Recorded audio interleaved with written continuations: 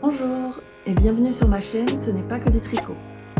Je m'appelle Émilie et bienvenue par ici. Je vais vous présenter mes petites avancées tricot et crochet. Et voilà, à voir où ça nous mènera, si je fais une seule prise ou si je tourne en plusieurs petites fois. Il y aura peut-être à la fin de la vidéo un contenu un peu différent dans le sens où c'est ben, je vais vous dire, en fait, c'est parce que je fabrique mes savons et là, je dois faire une fournée. J'en fais 2 fois par an pour le stock de la famille. Et là, bah, il faut que, voilà, c'est l'occasion aujourd'hui. Je suis toute seule à la maison, j'ai un jour de congé. J'ai hésité à le conserver parce que, en fait, le planning des enfants et tout bah, fait qu'au final, je suis toute seule aujourd'hui. Donc, j'ai pas mes enfants avec moi et donc je me suis dit, bah, c'est peut-être pas la peine de le garder. Puis au final, bah si. En plus, c'est un jour de canicule aujourd'hui, donc je vais rester enfermée à faire mes petites activités. Et en l'occurrence, voilà, je voulais en profiter pour fabriquer mon savon parce que c'est quand même une réaction chimique à un moment donné avec des produits un peu dangereux. Enfin, faut être prudent en fait parce que ça peut brûler la peau un petit peu, donc faut être prudent. Et j'aime autant ne pas avoir d'enfants dans les pattes à ce moment-là et être sûr d'avoir un moment vraiment disponible pour aller jusqu'au bout du processus. Je fais des savons saponifiés. D'habitude, en fait, on dit ça quand on fait ces savons à la maison, c'est savon saponifié à froid. On dit que c'est une meilleure façon de procéder dans le sens où on ne porte pas à haute température les produits, les huiles essentiellement, et qu'en ne les portant pas à haute température, elles conservent en fait mieux leurs propriétés pour la peau hydratante, nourrissante, et les autres propriétés qu'elles peuvent avoir. Et en fait, moi, je triche un petit peu parce que je fais la saponification au chaudron d'habitude. C'est-à-dire que je fais cuire un petit peu ma mixture de façon à accélérer la phase de prise. Et donc comme ça, mes savons sont prêts plus vite. Après, voilà, l'inconvénient, c'est que ils sont un peu moins jolis. Mais je m'en fiche de ça. Mais ils conservent malgré tout toutes leurs propriétés. Après, moi, je mets pas vraiment d'huile essentielle dedans. Je trouve que c'est trop précieux pour le peu de bienfaits que ça apporte. Puis les huiles essentielles, c'est quand même particulier à utiliser. Comme ça, savon pour la famille, pour le visage, le corps. Voilà, j'aime autant ne pas en mettre. Et si ce n'est que pour la senteur, je préfère mettre des fragrances certifiées, exprès pour voilà, ce genre de produit qu'on retrouve dans les cosmétiques. Et donc, voilà, cette fois-ci, je vais retenter, j'avais commencé par ça au début, de faire vraiment du savon saponifié à froid, parce que j'ai le temps, il aura le temps en fait de faire une cure de 4 semaines, c'est-à-dire qu'il lui faut 4 semaines pour finir sa transition, pour qu'il soit... Qu'est-ce que j'ai là? D'accord. Pardon.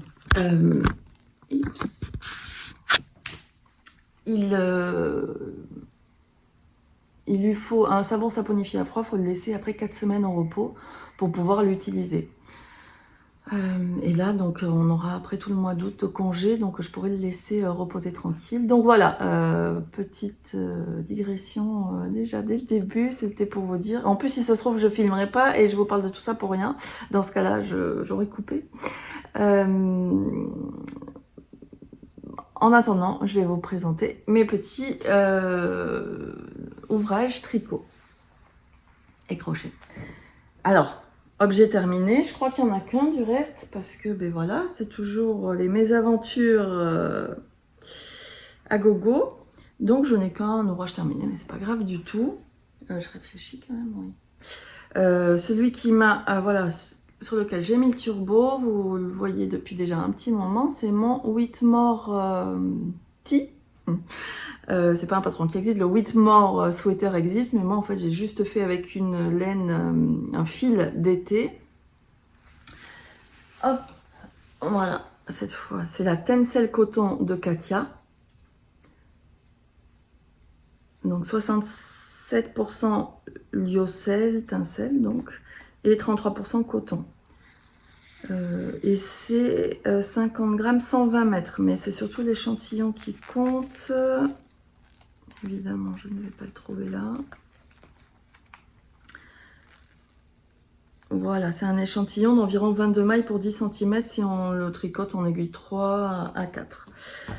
Moi, j'ai dû le tricoter, je crois, en 3,25, quelque chose comme ça, parce que je tricote assez lâche et je voulais un rendu, voilà, comme ça, assez serré. Juste pour mémoire, celui-ci, voilà, je l'avais tricoté jusque quasiment entièrement, donc à part les petites manches. J'en étais à me demander si je commençais les côtes en bas. Je me suis dit je vais l'essayer et il était vraiment trop petit. Donc j'ai démonté, détricoté jusqu'à ras là, de la dentelle pour rajouter des augmentations en fait à ce niveau-là. À chaque comme ça petite finition de dentelle, j'ai rajouté une maille à chaque fois, donc augmentation, pour pouvoir vraiment élargir le tricot là, et aussi sous les manches, au lieu de monter, d'habitude on monte voilà 3, 4, 6 mailles sous les manches, là j'en ai je crois une vingtaine, c'était vraiment pour avoir la place de passer mon bras.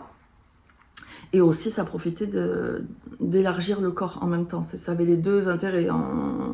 Je partais sur une base plus grosse pour le bras et du coup plus de mailles sur tout le tour du corps. Donc ça permettait avec mon échantillon d'avoir un ouvrage plus large. Je l'ai donc terminé sans l'essayer entre temps, hein, en me disant que dans tous les cas, si encore une fois ça n'allait pas, ça allait pas le faire, soit j'allais l'abandonner, le jeter, le mettre à la poubelle, le brûler, faire un feu de joie autour, je n'en sais rien. Donc je pense qu'inconsciemment je me suis dit je ne l'essaye pas, je le tricote et advienne que pourra, au pire je l'offrirai. Et petite frayeur parce que une fois terminé, je l'ai essayé et là je trouvais qu'il me serrait quand même le ventre, j'ai quand même du ventre. Et des fois plus que d'autres, voilà, j'ai des fois le ventre très gonflé. Et ça devait être un jour comme ça, un jour sans, hein, où on a l'impression que rien ne va. Et là, c'était peut-être aussi, je sais plus avec quoi je l'avais essayé, mais c'était peut-être, moi je me rappelle plus, mais ça n'allait pas du tout. Hein, là, je me suis dit mais merde, c'est mort, je vais pas pouvoir le porter, donc je l'ai quand même terminé les petites manches. Mais j'y croyais pas du tout, bon, les fils sont pas rentrés, hein, vous l'aurez vu. Même hier, je suis allée manger chez mes parents. J'ai proposé à ma mère, qui fait une vingtaine de centimètres, à peu près de moins que moi, de l'essayer, mais pour le lui donner. Mais pour le coup, c'était beaucoup trop long. Ça lui arrivait vraiment en dessous. Enfin, c'était trop long. Sur le buste, c'était pas joli. Même les manches, le dessous des manches, là, ça lui arrivait vraiment dessous. Donc c'était pas beau. Hein. C'était pas. Donc non. Et écoutez, ce matin, je l'ai réessayé et ma foi, je vais lui laisser sa chance. Alors aujourd'hui, c'est jour de canicule, donc c'est pareil, c'est pas non plus top. Pour vraiment se rendre compte, mais je me dis, parce qu'il est quand même lourd. J'ai utilisé, je crois, 6 pelotes. C'est dommage, j'avais été en racheter 2 supplémentaires et j'ai peut-être entamé quand même. Peut-être 6 pelotes et quelques. Donc j'ai dit que ça faisait combien, 50 grammes, ouais, ça fait 300 grammes pour ça, mais on sent qu'il est lourd. Après, je suis quand même contente du rendu, hein. Franchement, la couleur et tout, c'est sympa. La petite particularité, j'ai fait une petite finition comme ça, dents de chat sur le bas. La question s'est posée aux manches. Je me suis dit, si je refais une finition dents de chat, ça va peut-être faire un peu trop là, parce que c'est quand même proche de la dentelle. Donc en fait, j'ai fait... Ça fait assez mignon, je trouve, cette petite finition. C'est toujours une grande question, hein, de savoir comment on rabat pour que ce soit suffisamment élastique, joli, et voilà. En l'occurrence, là, donc c'était du jersey en droit. J'ai fait un rang en vert. Après, je crois que j'ai fait un rang de jersey. Et ma finition, j'ai fait une finition classique. C'est-à-dire, vraiment classique, c'est-à-dire que je... Comment on fait déjà? J'ai une maille, je tricote une maille, 2 mailles, et je rabats la première sur la deuxième. Je tricote une autre maille, je rabats celle que j'avais en premier sur la deuxième. Voilà, vraiment le rabat le plus classique, hein, je pense, qui existe. Et ça fait en fait, à côté du rang vert, une espèce de petite tresse. Franchement, je trouve ça mignon. C'est élastique juste ce qu'il faut, mais comme c'est pas un endroit où comment dire, on relève pas les manches, voilà, puisqu'elles sont là, voilà, c'est ça. Quand c'est ici un peu pas, que c'est pas trop élastique, et on bloque ici quand il faut monter les manches. Là, on n'a pas besoin de les remonter, donc une fois que le bras est passé, on n'est pas du tout gêné par le manque d'élasticité qui effectivement, et l'élasticité n'est pas énorme, mais c'est pas grave. Bon là, je sais pas, enfin ouais, en manipulant, vous devez voir comme j'ai pas rentré les fils. J'ai des trous un peu partout, hein, sous les bras là, hop, voilà. Clairement, j'ai des trous, mais en tirant les fils et en les rentrant, ça va, enfin je vais le camoufler, hein, y a pas, je m'inquiète pas du tout sur ça, voilà, rien qu'en tirant le fil dessous là, on voit déjà que le trou est déjà un peu caché, donc vraiment après je m'inquiète pas du tout pour ça. Rentrer ses fils rentrer ses fils ou les changements de pelote, c'est quand même pas évident sur ce genre de matière, vraiment ça se voit énormément. Comment j'ai fait au final, je ne me rappelle plus, mais je suis assez contente parce que on voit pas, contrairement au premier, là avant que je détricote, où j'avais eu un changement de fil ici et ça se voyait énormément. Là, je suis quand même contente parce que, je vais le mettre sur l'envers. Ça se voit pas trop, mais changements de pelote. Déjà, je les ai fait, ah oui, c'est ça aussi, c'est que je me suis forcée à les faire sur le côté parce que je me suis dit, si ça se voit, ce sera quand même moins gênant. Ah oui, je crois que j'ai fait un nœud magique. Un nœud magique, je pense à peu près partout. Ouais, à peu près partout, parce que là, j'ai pas fait de nœud magique. Et là, j'ai fait un nœud magique et après, je pense... ça se voit quand même un petit peu, mais voilà, en rentrant mes fils, je pense que ça ira. Bon, ça, voilà, c'est juste un détail. Je vous l'essaye, j'ai pas trop de recul, on va voir ce que vous voyez. Je vous l'essaye.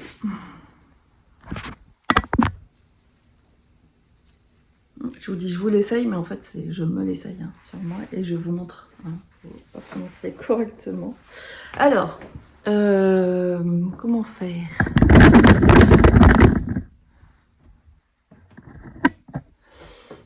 Hop. Voilà. Bon, je suis pas tout à fait... si je me mets debout, on ne voit plus. Donc, il est quand même assez près du corps, mais voilà. Et comme le tissu est un peu serré quand même, je pense qu'il tiendrait vraiment chaud pour l'été. Là, vous rappelez, j'avais... enfin, je sais pas si vous vous rappelez. Pardon.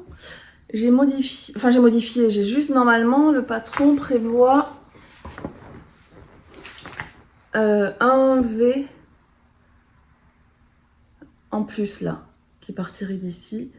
Et ça faisait vraiment trop bas les trous par rapport à ma poitrine. Et même là, je trouve que c'est vraiment juste limite. Là, j'ai un soutien-gorge couleur chair, beige.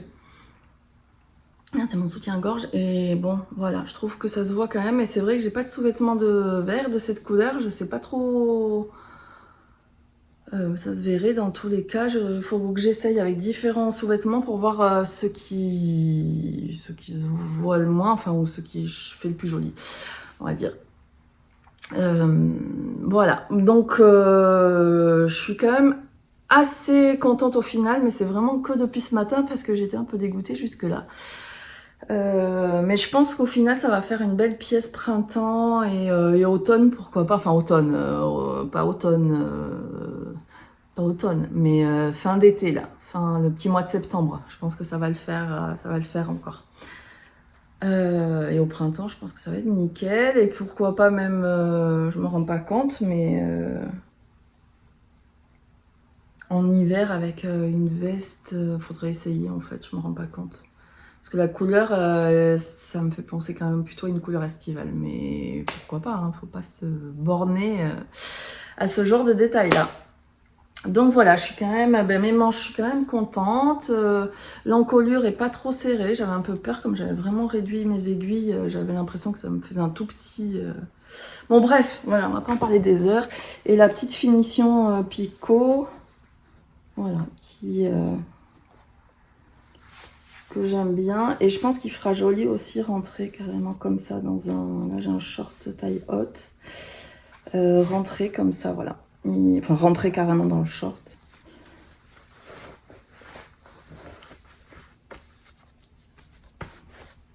Voilà. Est-ce que je le garde? J'ai chaud quand même. En plus, il y a des petits fils partout, mais je pense que je vais... Des trous, mais je vais les garder, je pense. Voilà. Qu'est-ce qui m'a occupé aussi? Qu'est-ce qui m'a occupé aussi? Que des encours, en fait, hein. Je commence un peu tout. J'ai quand même fait, je sais plus... Je crois pas que j'avais terminé la dernière fois, je me rappelle plus. La petite chaussette, non, bah non, je crois pas. C'est la petite chaussette élastomère qui est... Enfin, tout ça, c'est la chaussette élastomère. Et à partir du talon, j'ai fait un fish lips kiss heel et quelques rangs de jersey et une finition en picot. J'adore vraiment cette finition. Je trouve ça trop mignon. Et sur des petites soquettes comme ça, franchement, ça me fait vraiment...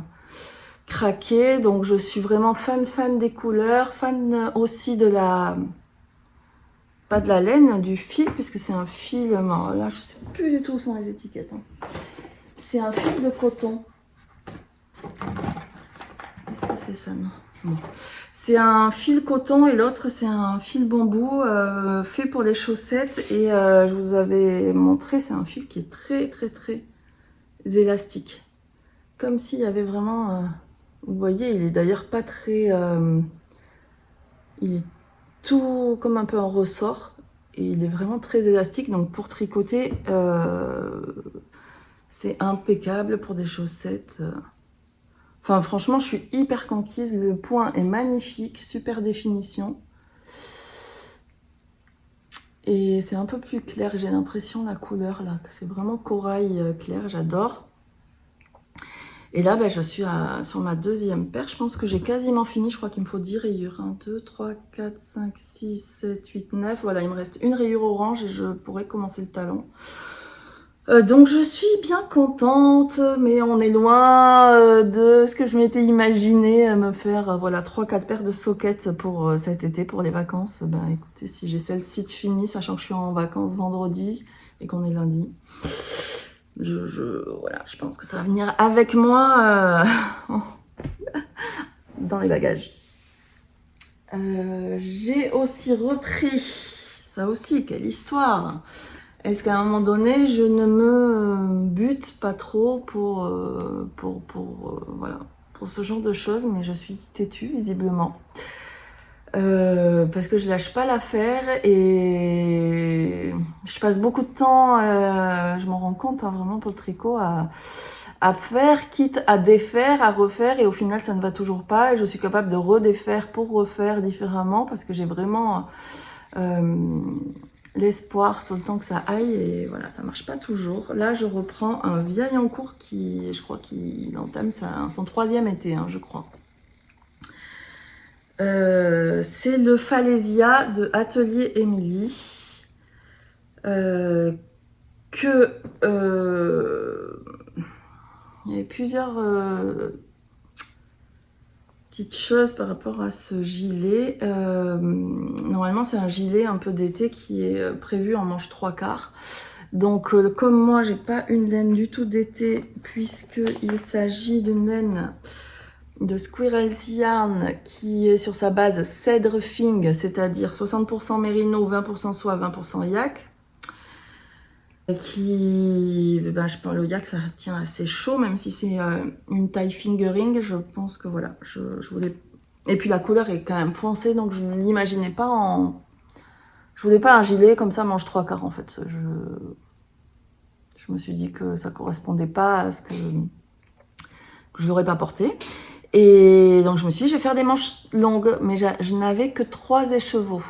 3 écheveaux de 366 mètres. Là, quand j'en suis arrivée, ben, je crois à la fin. Comment c'est? Parce que là, j'ai un écheveau qui est coincé dans la manche.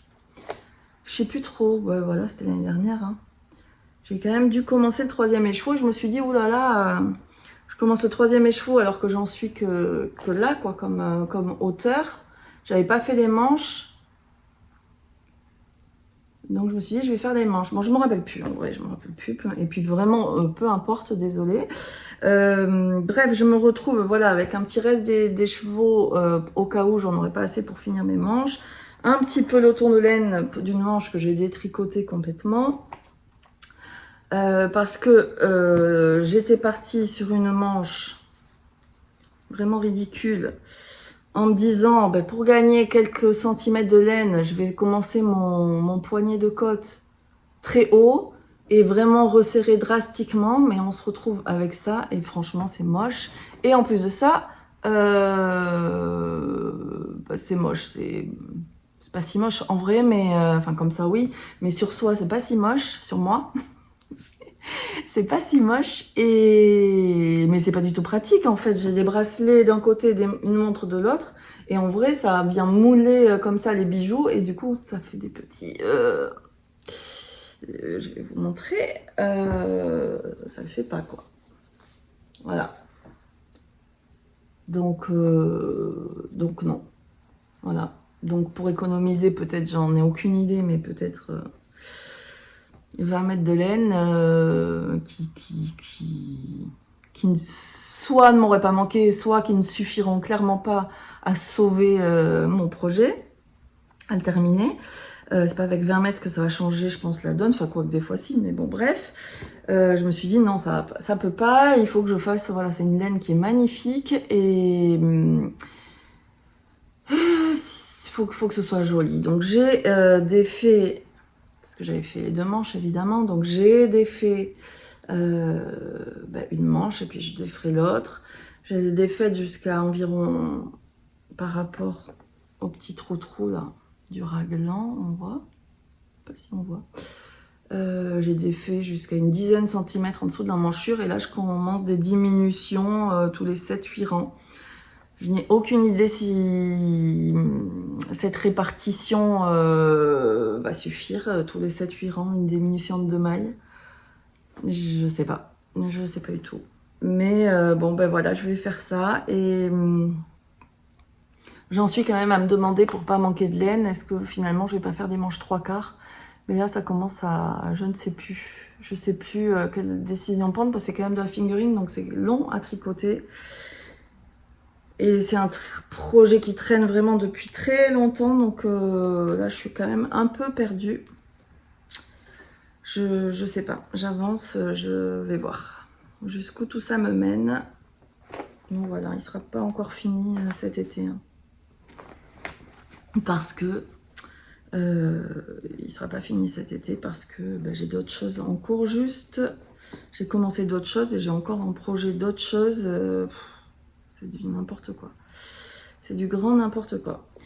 Juste, vous voyez, là, j'ai quand même le début de mon corps, une manche, une pelote accrochée d'un côté. Et en fait, ce que je fais, c'est que je laisse juste le bout de la manche que je suis en train de tricoter dépasser comme ça de d'une trousse que je ferme, voilà, jusque là. Et comme ça, j'ai que ça à tourner. Je tricote là, au bout de ma manche. Je pose ça sur mes genoux et j'ai pas tout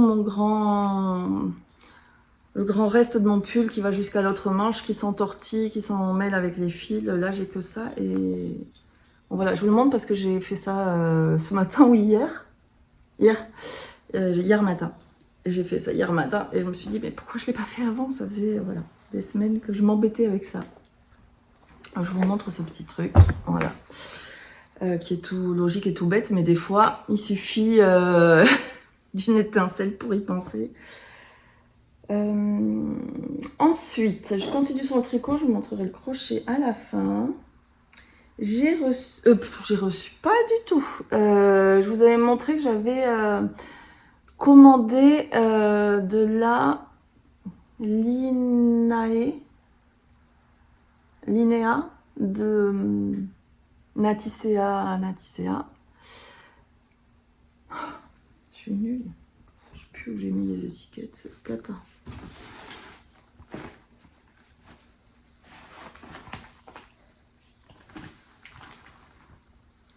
J'ai pas de cerveau là, c'est pas possible.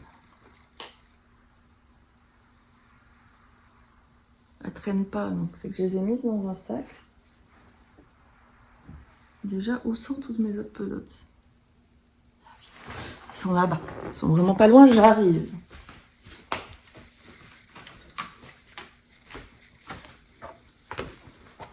Voilà, c'est qu'hier j'ai bougé un petit peu mes sacs à projets pour aller en voiture. Il fallait au moins que j'amène 3 projets différents, hein, vous comprenez bien.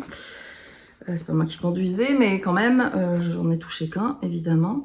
C'est donc la marque Naticea, c'est la Linae, 95% lin français, 5% coton. Et c'est le coloris bleu pan. Bleu pan, voilà. C'est une fibre qui fait 190 mètres pour 100 grammes, donc qui est quand même assez épaisse. Mais qui se tricote en 3 mm, donc en plutôt petite aiguille, et 24 mailles, l'échantillon pour 10 cm. Donc j'ai bobiné, j'ai 4 écheveaux, je les ai bobinés et je les ai mis dans des chaussettes à cake là, parce que sinon ça se défait vraiment, ça se défait très facilement. Et j'ai commencé un top Emera de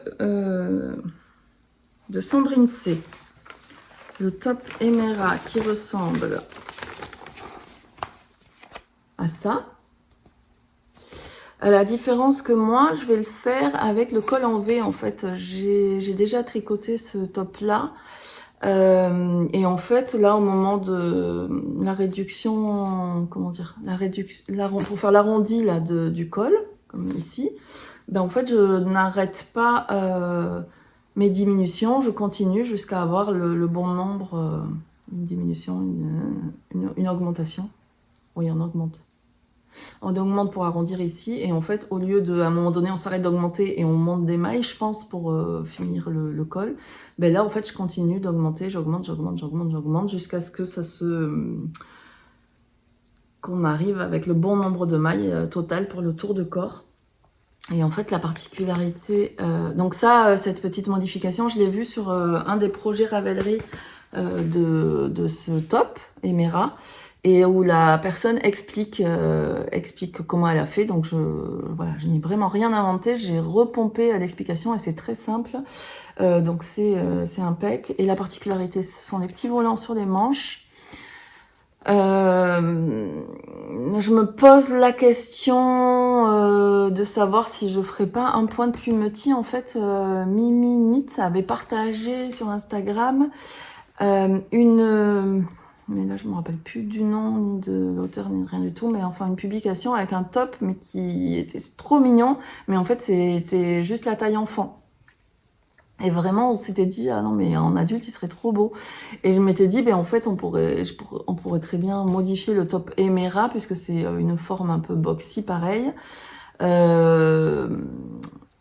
la particularité de ce top, c'était qu'il y avait un point, comme un petit point de dentelle, un petit peu, pas un point de semis du coup, mais un point de dentelle à intervalles réguliers, en fait, des petits trous, voilà. Et puis après, un quinconce, ou des petits les petits losanges en trou, là, je sais plus trop.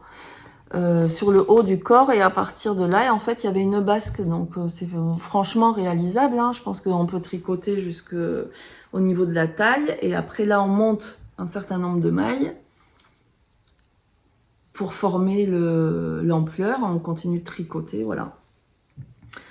À voir. Je sais pas. Autant la basque me fait pas peur à faire parce que voilà, ça, j'arrive, je pense, à imaginer comment faire. Il faut juste que je me renseigne un petit peu. Je sais pas si on rajoute par exemple le double de maille ou juste 1/3 pour pas que ce soit non plus qu'un volant où il y ait trop de fronces. Je veux juste que ça fasse une petite basque, quoi. Mais là, je me pose la question, morphologiquement, est-ce que ça va m'aller? Donc, c'est plutôt ça qui m'inquiète. Et quant au point de semis, j'aurais bien envie, mais j'ai peur un petit peu de me perdre, en fait, et de faire un truc moche. De me tromper, d'oublier, et j'arrive pas à intellectualiser comment faire pour bien commencer à chaque fois en quinconce, pour pas oublier, par exemple, si on fait tous les 5 rangs, je sais pas, un petit trou, il faut le décaler, mais comment faire pour ne pas oublier, sachant qu'en même temps, il y a un jeu là sur les épaules, un jeu de maille, je sais plus comment c'est rangs raccourcis, je me rappelle plus. Il y a la formation là du col, et j'ai peur de me planter, en fait. J'ai peur de me planter et j'ai pas envie de réfléchir.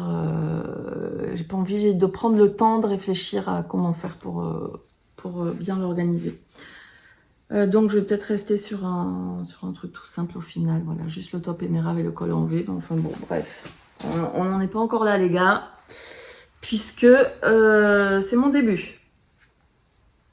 Ah. Je suis emmêlée. C'est mon début. En fait, je crois que c'est comme ça. C'est les deux marqueurs qui marquent, je crois, la nuque, en fait. Voilà. Et ça, c'est les épaules qu'on commence à faire en même temps. Donc, ça paraît comme ça un peu large parce qu'en fait, c'est une forme épaule tombante. Donc, les petits volants se trouvent à peu près à ce niveau-là, ce qui veut dire que toute la ligne d'épaule, ça se travaille là, en jersey, après ici. Et quand on travaille là, c'est plus large. C'est pour ça qu'il y a une petite ampleur, une petite aisance. Bien sûr, je suis partie sans faire d'échantillons parce que flemme, parce que pas de temps à perdre. On est d'accord que je perds beaucoup plus de temps à défaire un projet entier plutôt que de faire un petit échantillon de 10 cm. Hein. Bref. Eh ben, écoutez, là, ça a l'air de coller. Je suis franchement, j'ai pas besoin de changer de taille. Je suis ma taille normale sur le patron parce que ça va. Alors, c'est tout petit pour mesurer l'échantillon, donc évidemment, la fiabilité est peut-être un peu altérée. Mais je sais pas trop si vous voyez parce qu'en fait, c'est nul ce que j'ai fait. J'ai mis des post-it. Pour éviter de me regarder trop, je me suis mis une flèche pour dire qu'il faut que je regarde là, en fait, c'est sur le côté, voilà, du téléphone. La caméra, elle est ici. Donc, si je veux vous regarder dans les yeux, il faut que je regarde ici. Mais comme je me vois bouger et que je montre quelque chose ici, évidemment, je regarde là. Vous voyez la différence? Moi, je regarde en face. Là, je suis même en face au premier tiers gauche du téléphone, donc juste à côté. Là, par exemple, je suis sur le bout de mon téléphone et vous ne voyez pas ma main. Je suis à droite de mon téléphone et là, je suis à gauche parce que la caméra est là. Et en fait, c'est pas évident parce que là, j'ai des post-it, donc je me vois en transparence à travers le post-it. Mais je regarde quand même. Je me vois mal, évidemment, puisque je suis vraiment floue. Enfin, je me vois pas. Par exemple, si j'ai un truc dans les dents, là, clairement, je ne le vois pas, puisqu'il y a un post-it qui masque. Je vois juste le contour. Mais je regarde quand même là, c'est bête, parce que je me suis mis une flèche pour regarder là. Désolée, hein, voilà, mais c'est vraiment un réflexe. En plus, ben voilà, quand je montre, j'ai besoin de voir si si je vous montre là ou si je vous montre ici, ça va être beaucoup moins intéressant en fait pour vous. Donc voilà. C'est important aussi de dire ça parce que je vois souvent dans les commentaires, quand je laisse des commentaires sous les vidéos, je lis enfin vite fait les autres commentaires où ce sont les autres youtubeuses qui en parlent et qui à chaque fois vraiment se justifient comme je suis en train de faire là. Mais souvent il y a un peu des commentaires un peu désagréables. Regarde-nous dans les yeux parce que nani nana, on dirait que tu fais que te regarder. Qui c'est qui a eu ce commentaire Je sais pas si c'est pas Eve de V3 qui a eu un commentaire un peu désagréable, mais je sais pas si c'est elle, mais je crois. Comme quoi, elle était narcissique à ne faire que se regarder et tout, mais en fait, c'est même pas. Je pense que ça va au-delà de ça. C'est vraiment déjà un réflexe humain de se regarder. C'est comme si on était face à un miroir, mais qu'on regardait ailleurs. Donc, quand on est face à un miroir, parce que là, c'est exactement ça. Forcément on regarde en face, c'est logique, on est attiré par l'humain qui est en face de nous, même si c'est nous-mêmes. Et en plus de ça, c'est quand même assez rassurant de se dire qu'on est là dans le cadre, qu'on vous montre voilà quelque chose qui est dans le cadre, plutôt que de se dire qu'on n'est pas dans le cadre. Ça m'est arrivé de retourner mon téléphone parce que la qualité de la caméra de l'autre côté est quand même bien meilleure. On peut avoir des mises au point, par exemple. Mais clairement, à tout moment, je vous montre comme ça, quoi. Donc, et je m'en rends pas compte. Donc, c'est quand même dommage de passer du temps à filmer pour au final que rien soit cadré et tout. C'est rageant après quand on fait le montage, voilà, d'avoir passé ce temps-là. Donc, je pense que hop, voilà, il n'est pas, hein. Donc, voilà, la flèche était dans ce sens pour dire regarde ici, mais en fait, malgré tout, je me regardais là. Ah, et donc là, je ne me vois plus flou et je vois que l'humidité, vive les frisottis. Donc, est-ce qu'on voit bien? Bon, vous voyez pas la couleur, mais qui est quand même assez sombre, mais c'est un bleu pan, mais bon, là vous le voyez peut-être plus grisé et sombre.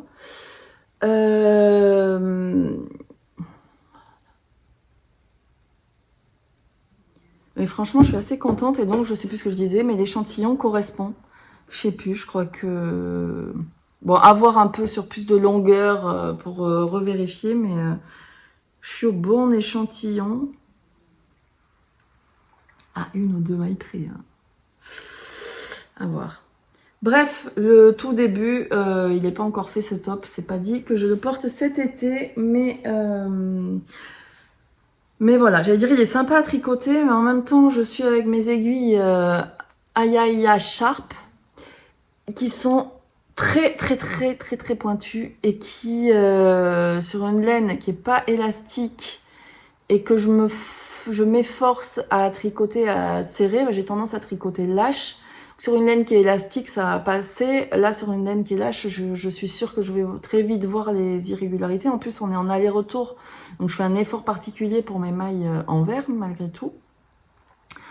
Et je galère un petit peu, je me pique quand même pas mal le doigt parce que je tricote vraiment très serré avec le doigt derrière pour accompagner la maille et clairement je me pique le doigt quand c'est comme ça, là quand je passe et quand je reviens, voilà, quand je retire, là je me griffe et franchement elles sont très pointues. Donc c'est pas super agréable, je tricote en 2,75. Je suis partie direct sur une taille d'aiguille moindre, voilà, parce que sinon je sais que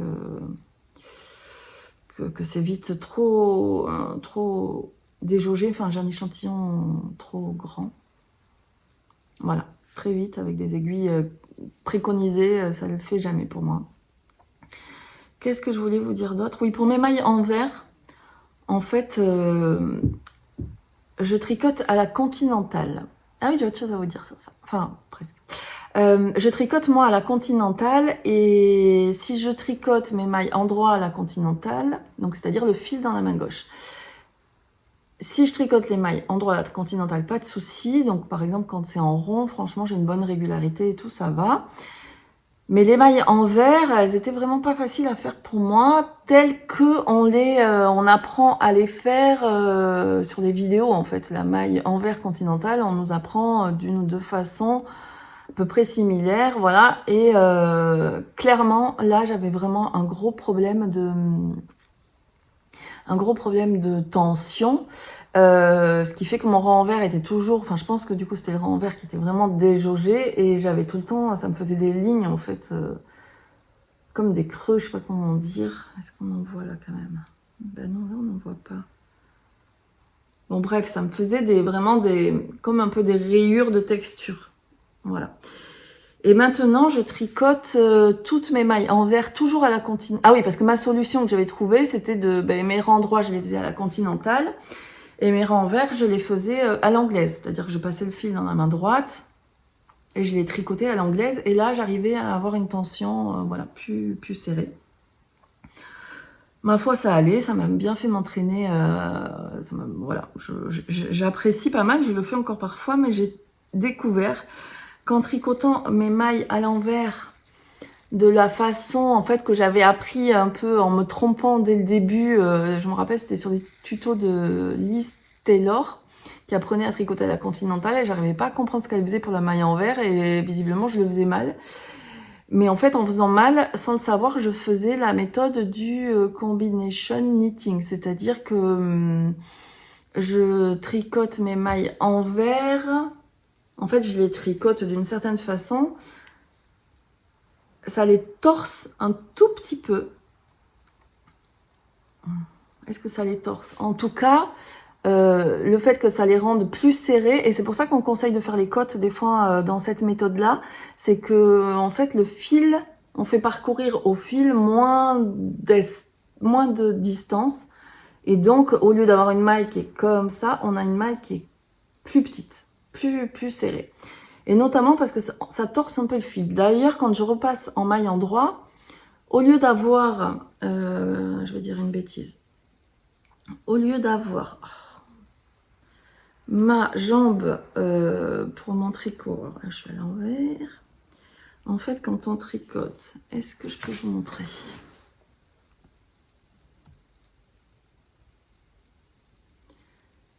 C'est quand même serré. Je ne sais pas si on peut voir. Attendez.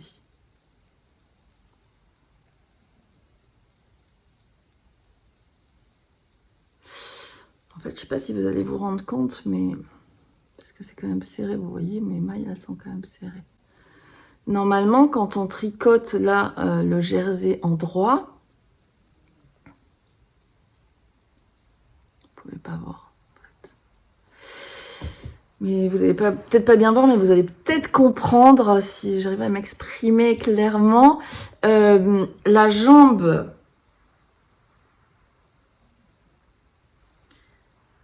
D'habitude, on tricote par la jambe avant et l'inclinaison, comment dire? L'inclinaison de la maille, elle est comme ça. Et là, on peut tricoter en prenant par le brin avant. Sauf que quand, comme à ma façon, on fait dans le combination knitting, la maille, elle est inclinée dans l'autre sens. Et pour pas la faire torse vraiment, il faut la tricoter par le brin arrière, qui est du coup incliné comme il faut. Bon, bref. Bref, c'est ma façon de faire. Et ça marche bien. Et j'ai plus trop, vraiment, c'est assez rare que j'ai des différences de tension comme ça. Ça peut m'arriver, hein, après, même des fois d'ailleurs, même en jersey, ça peut m'arriver. Que j'ai des petites erreurs comme ça de tension sur des petits traits, des petits segments. Mais franchement, là, vous voyez mon jersey, donc qui est en aller-retour. Moi, je sais pas si vous voyez en vrai, mais il est régulier. Irrégulier, donc ça me convient bien. Donc si jamais vous avez ce souci-là, parce qu'il y a d'autres astuces aussi comme... changer, si on a des aiguilles interchangeables, mettre une aiguille plus grosse ou plus petite dans une des mains, de façon à ce que quand on fait le endroit, c'est la plus petite aiguille, par exemple, c'est peut-être le contraire, mais la plus petite aiguille qui va tricoter les...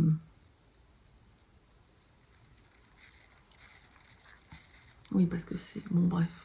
Vous connaissez peut-être cette astuce, je ne sais pas trop l'expliquer, je l'ai jamais testé, mais on me l'a déjà conseillé, je l'ai déjà vu, vous voyez aussi comme ça, voilà, de mettre une aiguille par exemple en 3 et une aiguille en 3,5 dans l'autre main, comme ça quand on change, on se retrouve avec l'aiguille 3,5 dans la main droite, et ce qui permet du renvers de le faire avec la bonne tension, mais pour le coup je sais plus s'il faut une aiguille plus grosse ou une aiguille plus petite, enfin je sais plus dans quelle main.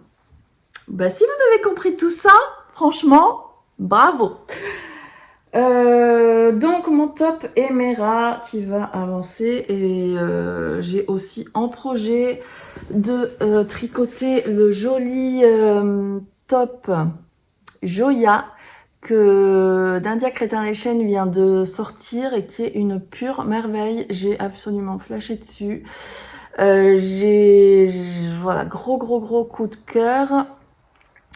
Et évidemment, j'ai voulu me procurer la laine qui était conseillée par le patron, hein, en me disant, ben voilà, fais-toi plaisir, vraiment ce top est tellement... Enfin, j'ai tellement eu coup de cœur que pour une fois, voilà, une rare fois, je peux acheter la laine qui va bien, enfin le fil qui va bien. C'était de la Inès de Woolissime.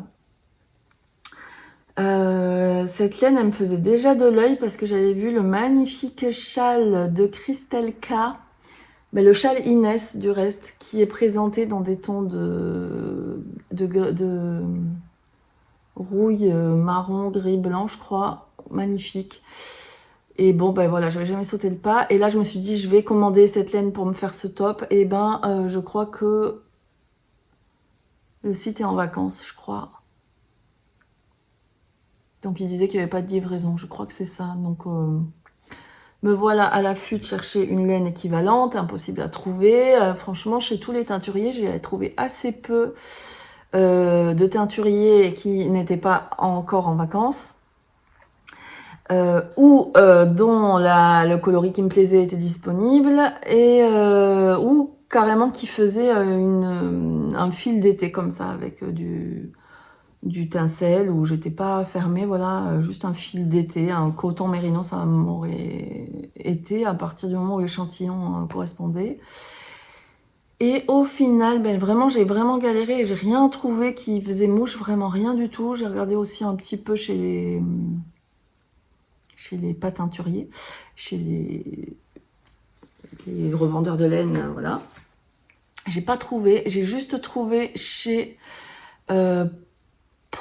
je sais pas comment ça se prononce, PRU, Jans, qui est un site allemand de laine teinte relativement à la main. Je sais pas à quel point, parce que ça a l'air d'être une grosse boîte quand même, donc je sais pas à quel point c'est teint à la main, mais bon, en tout cas, ce sont des écheveaux et avec des coloris qui ressemblent vraiment aux teintures faites à la main, mais comme je comprends pas un mot d'allemand et quoi qu'il y a il y a un petit drapeau pour traduire en français, mais c'est assez cocasse quand même. La traduction est assez loufoque parfois, mais assez rigolo. Bref, j'ai trouvé sur leur site 2 écheveaux, donc ça va être un peu juste, mais il n'y avait plus que 2 dans un coloris qui j'espère va me plaire beaucoup. J'ai pas encore reçu. Et j'ai commandé d'autres écheveaux là-bas parce que je fais une fixette en ce moment sur la couleur corail. Voilà, entre ces 2 teintes, je fais vraiment une fixette. Je suis absolument une obsession. Une obsession. Et donc j'ai acheté des écheveaux chez Pruyarms. Mais je sais plus quelle couleur. Un petit peu pour tester. Alors j'ai quand même été surprise et ça a failli me faire... vraiment faire machine arrière parce que chose vraiment impossible pour moi en temps normal, c'est vraiment clairement la première fois que ça m'arrive, j'ai payé 15 € de frais de port. Voilà. Donc j'espère vraiment que la laine va être à la hauteur de mes espérances parce que 15 € de frais de port, je suis vraiment le type de personne qui peut qui a un panier, je sais pas, rempli à 30 € et où on lui dit, il y a 6,50 € de frais de port, mais ils seront gratuits, plus que 39 € pour avoir les frais de port gratuits. Je paye 39 € de plus plutôt que les 6,50 € de frais de port. Je sais, c'est complètement irrationnel et voilà. Mais clairement, je suis ce genre de personne-là. Donc là, les 15 €, autant vous dire, je suis allée voir s'il y avait des frais de port gratuits, mais pas pour... c'est que quand c'est livré en Allemagne, en fait. Donc j'ai fait l'effort parce que vraiment, je n'ai rien trouvé d'autre et que voilà, j'avais rien trouvé d'autre. 15 € de frais de port, je sais pas si vous vous rendez compte. Ça vient d'Allemagne, c'est pas si loin non plus, mais 15 € de frais de port. Je m'attendais à les recevoir le soir même à ce prix-là, mais non, visiblement, faut attendre quand même un peu. Et toujours dans mon c'est bientôt mon anniversaire, hein, c'est un peu mon auto-cadeau parce que mon mari, il a commencé à me dire que finalement, si je lui donnais pas d'idée plus précise que celle que j'avais pu lui donner,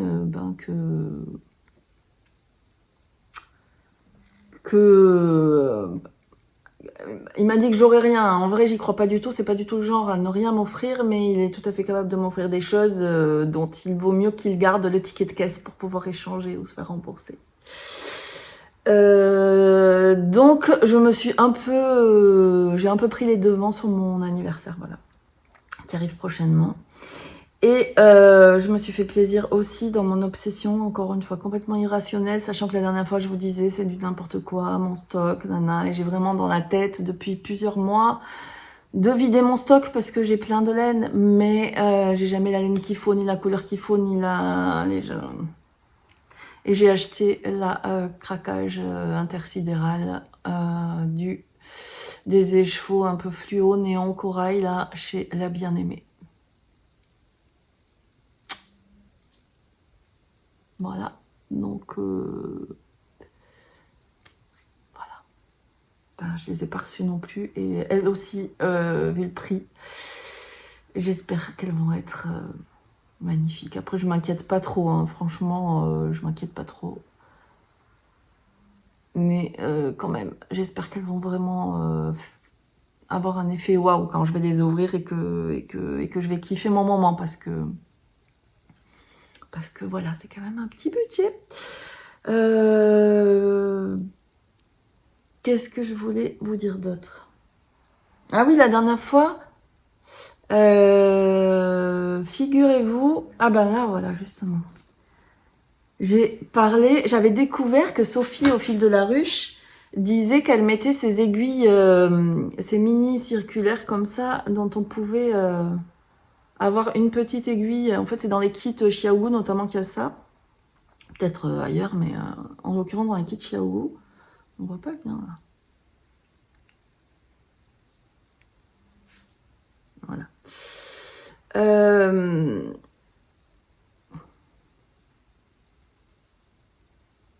Voilà, là on voit. Dans les kits Xiaogu, il y a des aiguilles du même diamètre, mais de tailles différentes. On a, par exemple, pour les aiguilles 3, 3,5. Parce que moi, mon kit, je crois, commence à 3,5. On a des petites aiguilles comme ça qui font, je sais pas, 4 cm, j'en sais rien. Et des aiguilles un peu plus grandes. Et 2 aiguilles un peu plus grandes. On peut mettre soit, selon notre projet, 2 aiguilles comme ça, soit 2 petites aiguilles, soit les mixer comme ça, une petite, une grande. Et moi, tout le temps, je mettais l'aiguille la plus grande dans ma main droite, de façon à avoir une meilleure prise, et la plus petite aiguille dans ma main gauche.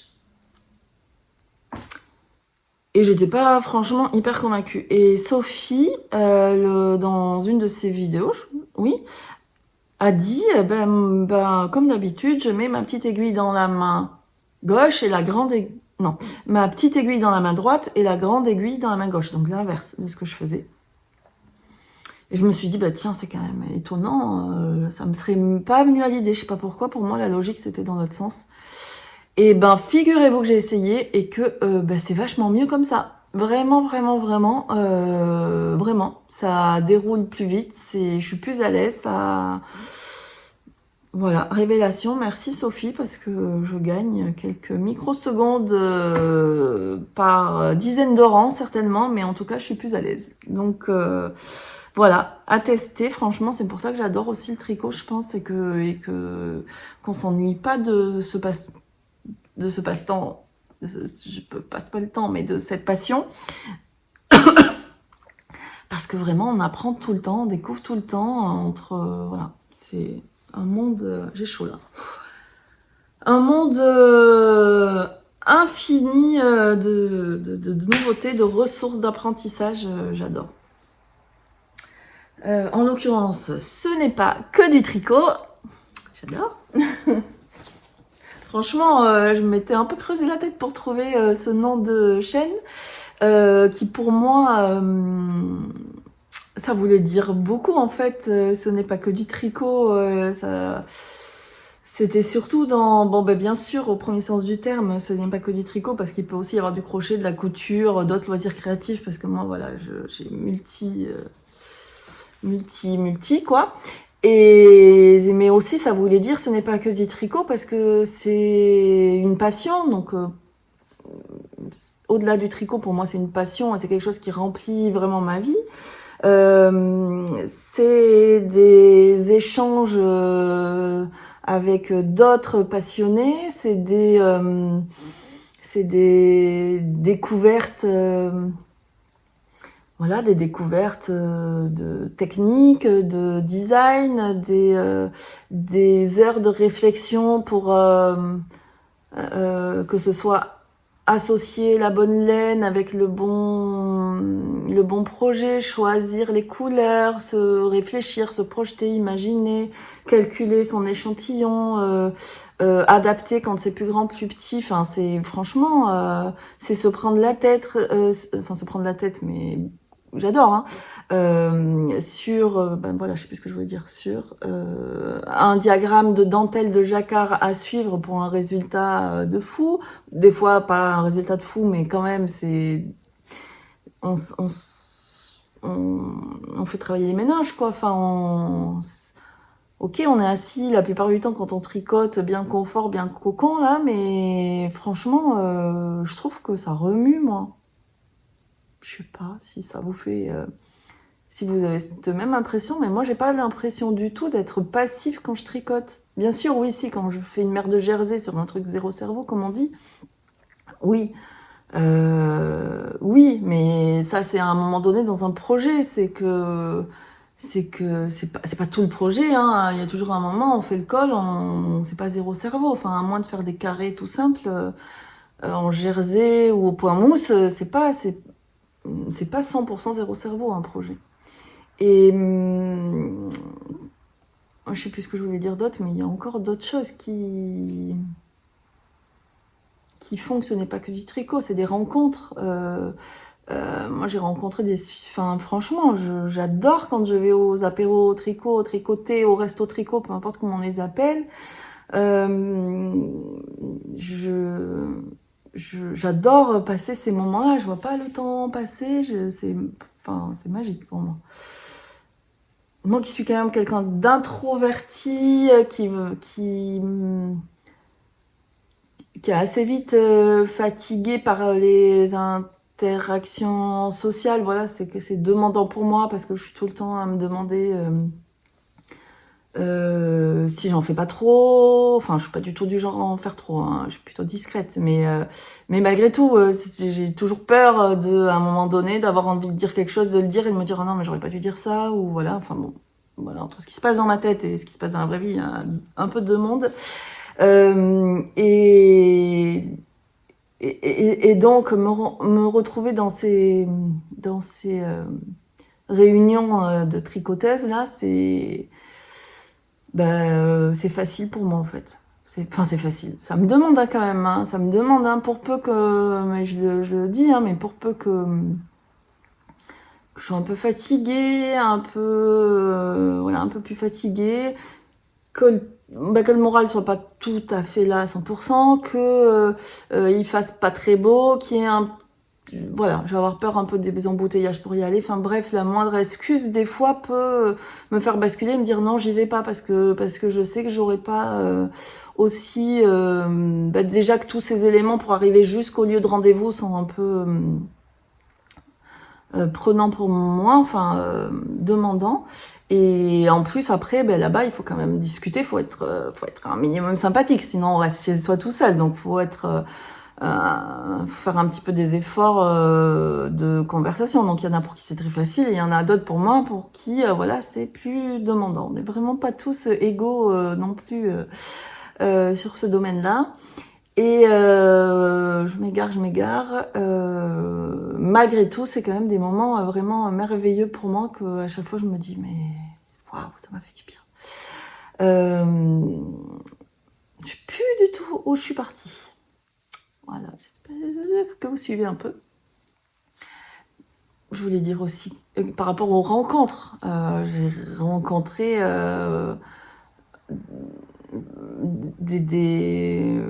enfin, j'ai créé vraiment des amitiés avec des personnes. Le tricot, ça a vraiment permis de nous rencontrer avec Lila, Marion, Blackwood. J'étais en train de réfléchir au pseudo de Lila, la maille qui murmurait, Jolie Laurier, Anne-Sophie, c'est Emma, voilà, bien sûr, mais j'ai vraiment des amitiés très fortes. Ouais, bon, bref. Beaucoup de choses. Donc ce n'est pas que du tricot, et c'est du crochet aussi. Voilà, tout ça pour ça. Hein. Faut être accroché parfois. Je suis en train de voir que j'en suis déjà à 47 minutes. Donc je sais pas si vous aurez la section savon, hein, peut-être en accéléré. Je sais même pas si. Je sais même pas si j'aurai le temps de le faire, mais si quand même. J'ai un programme là sur ce jour de congé qui est un petit peu à rallonge parce que j'ai de la couture, j'ai des choses qui sont coupées, prêtes à coudre. J'ai la maison à ranger, clairement, le ménage à faire, mais ça je vais me dire que j'aurai un peu toute la semaine à faire puisque j'ai pas d'enfants. Donc ça va peut-être pas passer dans mes priorités, ça. Non, mais c'est surtout qu'il fait très chaud, donc bon, bref, le crochet, pour vous dire qu'il n'y a pas que en tricot où je galère, en crochet aussi. La dernière fois, je vous ai montré un fond de sac que j'avais commencé. Je me rappelle quand je l'ai crocheté, maître dit... j'ai chaud. Maître dit que ça me plaisait pas, que j'avais galéré à le faire, c'était pas pratique. Enfin, que c'était pas pratique. Je tombais jamais sur les bons comptes, j'arrivais pas, bon bref. Et au final, en vous le montrant, je me suis dit, il est pas moche, et puis ça reste un fond de sac, donc il avait une forme correcte et tout. Je me suis dit, finalement, je vais le garder, je vais repartir sur ça, tant pis, je vais m'adapter un petit peu.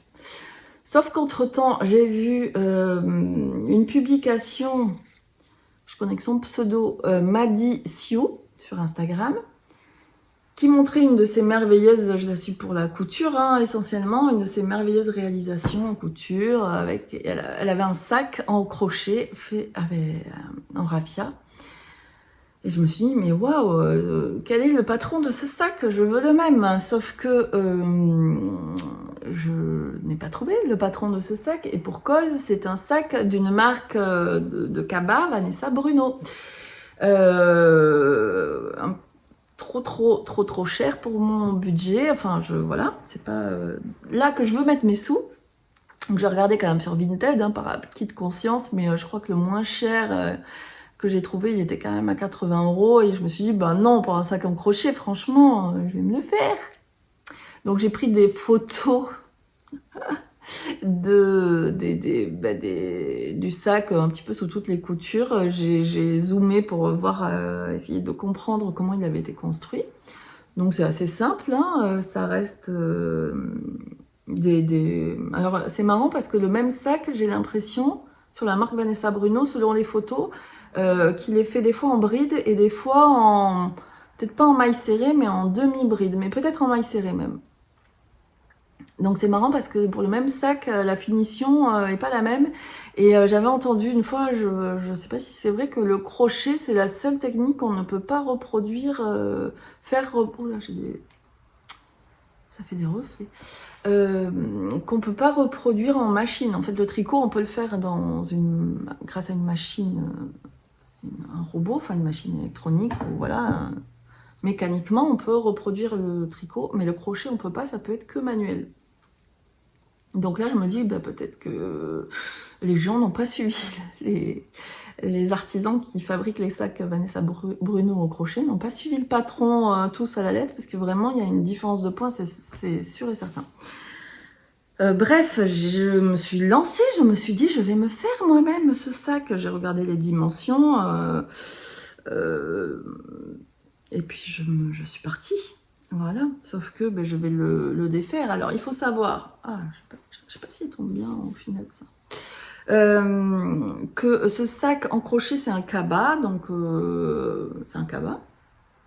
Et sa particularité, et ce qui m'a fait craquer, c'est que sur les côtés du cabas, il y a des noppes. Des bubbles. Au crochet, donc. En raffia, et il y en a aussi sur tout le contour en haut du sac. Et après, il y a 2 anses, comme voilà, un cabas. Donc, voici mon début. Et que je pense que je vais défaire, ça c'est l'intérieur, je vais défaire. Et voici mon bord avec mon... Voilà, mes facsimilés bubble au crochet. C'est la première fois que j'en faisais. Mais je trouve qu'elles ressortent pas énormément parce que le raffia c'est quand même dur. Je tricote en crochet 5. Parce que la dernière fois je crois que j'avais fait en 4 ou en 4,5 et c'était vraiment trop difficile. Et là déjà en 5 c'est quand même... franchement un sac en raffia c'est quand même... faut être motivé. Enfin... c'est quand même pas aussi facile que du coton ou quelque chose comme ça, hein. C'est pas du tout élastique, si on tire trop on peut le casser, même si c'est voilà, quand même assez rare, mais malgré tout on peut les filocher et tout, donc ça m'est déjà arrivé dans le décrochetant où je sens qu'il est déjà un peu fragilisé, donc après la multitude de mailles vient solidifier, mais bon voilà, c'est pas du coton, hein. C'est pas facile, il faut que ce soit un minimum rigide, après, en plus, c'est quand même épais, c'est quand même un peu, ça griffe un tout petit peu. Donc, quand on l'a dans les mains, qu'on vient travailler nos mailles ici, on est gêné par la matière, ça griffe un peu les doigts. Enfin, c'est pas super, super agréable, il faut quand même le dire. Mais là, en l'occurrence, je vais le refaire parce que je pense, pourtant, j'ai suivi les mesures du sac d'origine, mais au final, donc je suis partie sur une base rectangulaire. Et après, j'ai crocheté par le brin arrière quand je pouvais pour former un petit peu l'angle là du bord. Mais vous voyez, je trouve en plus qu'il gondole, donc je me dis que peut-être que j'ai relevé un peu trop de mailles, je sais pas. Bon. Et après, je me suis dit, ben voilà, je vais tricoter comme ça, crocheter tout en rond, et ça va me faire un espèce voilà. Là, par exemple, c'est une forme de cabas. Le fond est rectangulaire. Et après, je sais pas comment dire. Le fait de la forme du cabas, ça donne un truc un peu comme ça, triangulaire. Mais en bas, on voit bien que ça fait tout le tour, le tissu. Il n'y a pas ici de creux, de plis, de choses comme ça. Le tissu... je ne sais pas trop comment vous expliquer.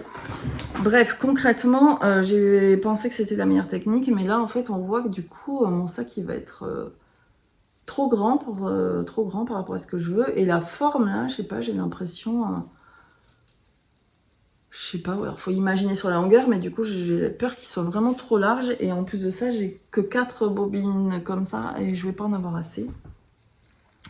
Et quand je compare par rapport à un cabas, un tote bag là, que j'ai comme ça, qui a une taille tout à fait raisonnable, et ben, je me rends compte que c'est trop grand en fait. Ben, on peut pas voir, mais... par rapport au fond peut-être. Oui, bon, bah ça prouve pas parce que c'est la même taille, là, quand je compare. Mais je suis nulle. C'est quasiment la même taille, mais je pense que c'est peut-être pas... Alors, parce que le fond est trop large. Bon, bref, je vais tout défaire. Ça me fait un peu suer parce que c'est pas facile à défaire, c'est pas facile à rebobiner parce que c'est pas quelque chose qui reste amalgamé. Donc, on a les fils qui s'en vont un peu comme un serpentin, hein. Euh, donc c'est pas facile. En plus de ça, les noppes que j'ai faites là, je trouve que c'est pas joli. Donc je vais partir sur un sac classique et je ferai les noppes après. En fait, une fois que le sac sera terminé, je reprendrai des mailles et je viendrai faire des noppes là. Et sinon, je ferai pas de noppes du tout si ça marche pas. Bref, là, je vais refaire pour avoir quelque chose de plus petit. Ça daille, hein, parce que là, j'y ai quand même passé du temps. Après, c'est agréable à faire parce que des brides, mine de rien, c'est agréable et désagréable à faire. Mais ce qui est agréable, c'est que les brides, quand on crochette une bride, c'est toute déjà cette hauteur-là. Donc, quand on a fait un tour, on a avancé de 1 centimètre et demi, quoi. Donc ça, c'est cool. Ça avance relativement vite. Et aussi, ce qui est cool, c'est que quand on fait un tour entier, on a l'impression d'avoir accompli quelque chose. Même si c'est pas spectaculaire, mais un tour c'est relativement vite fait, ça peut être fait voilà en quelques, je sais pas, une dizaine de minutes ou un quart d'heure, je me rends pas compte, peut-être beaucoup plus, mais en tout cas c'est voilà, c'est facile à faire un tour entier et je trouve que c'est cool du coup d'accomplir un tour entier. On peut passer, enfin je sais pas comment dire, j'ai l'impression d'accomplir quelque chose et de pas faire des bouts. Je me dis, je fais un tour entier, c'est voilà. Même si je fais qu'un seul tour, c'est un tour, c'est bien, c'est avancé. Je sais pas comment l'exprimer, mais en tout cas, c'est agréable dans ce sens-là à crocheter, c'est que voilà. Bon là, en l'occurrence, je vais tout défaire et recommencer. Ouais, je vais réfléchir si je peux sauver le fond, mais c'est pas gagné du coup. Ouais, c'est pas gagné. Bon ben voilà, on en est à quasiment 1 heure, même oui, même un peu, puisque j'ai coupé le début, donc je pense qu'on a dépassé l'heure de papotage. J'ai mal à la gorge déjà, je vais aller boire, j'ai chaud, je vais me changer. Je vais aller faire mon savon, je vais peut-être filmer un petit peu pour vous montrer. Bon après je vais pas vous faire une recette parce que le savon... c'est quand même avec des produits...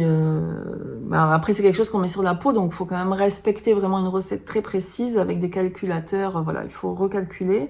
Moi, j'ai un livre,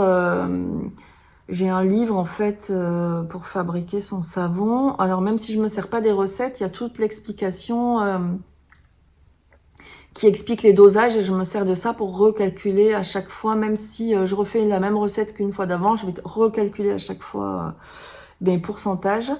Voilà, je vais pas vous donner là de recettes précises. J'espère d'ailleurs j'ai bien tous les ingrédients qu'il faut. Mais voilà, juste vous montrer un peu les ingrédients que j'utilise, le process en fait, la façon de faire et voilà. Et le résultat, ah ouais, le résultat, faut que j'attende 24-48 heures. Donc peut-être que je reviendrai filmer un peu après. Ça me laissera le temps de faire le montage tranquille peut-être. Bon, je vais m'arrêter là, en tout cas, pour le blabla tricot crochet. J'espère que vous aurez passé un bon moment. Moi, j'ai du mail. Je vous dis à très bientôt. Non, je vous dis pas à très bientôt parce qu'en vrai, j'en ai aucune idée. Donc, je vous dis à la prochaine, hein, au plus tôt possible. Là, après, je serai en vacances, donc je vais pas avoir la possibilité ni de filmer ni de diffuser. Donc, voilà, au moins comme ça... Comme ça, c'est fait. Le mois de septembre, en général, est assez chargé. Donc, si ça se trouve, on se retrouve pas avant octobre. Hein. Dit comme ça fait peut-être un peu loin, mais malgré tout, faut être faut être réaliste. Je vous embrasse bien fort. Passez un beau mois d'août. Voilà. Si vous tricotez encore malgré la chaleur qui pointe le bout de son nez, là, on a l'impression. Bon courage, éclatez-vous bien. Si vous crochetez ou faites d'autres loisirs justement pendant l'été, pareil, éclatez-vous bien. Franchement, faut kiffer le moment. Faut vous faire plaisir et bon, bref, vous le savez. Donc, à bientôt. I've seen a lot of change, been through a lot of pain. Some things are not the same as they were a year ago, but all will be okay. I move on each and every day. The past is where it stays, way back a year ago. I've changed for the better this time. I thought I would never be fine.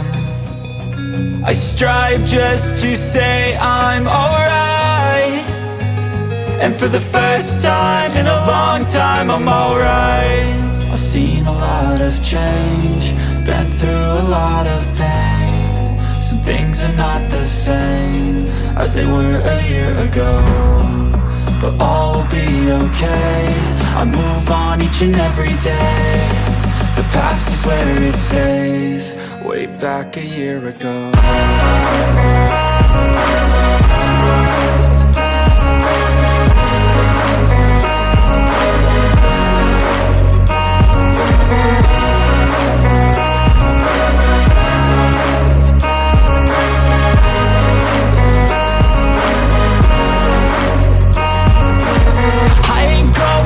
I'm not falling, I'll push all my chips and call all in. I'll bet on myself, you keep stalling. I hear destiny and it's calling. I'll keep my head up high through the downs and lows, and we're all going life. Still nobody knows, but I'ma choose what's right and take what comes and goes. And ain't no one in life holding me back no more.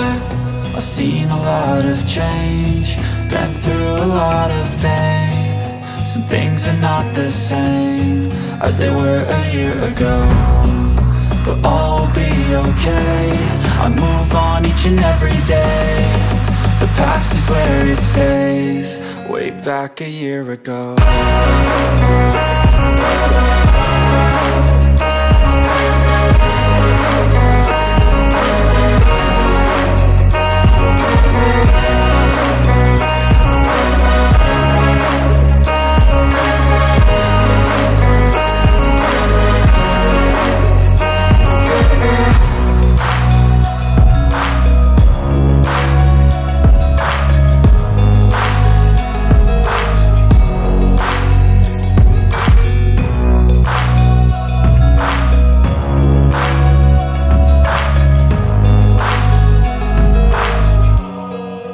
Back a year ago.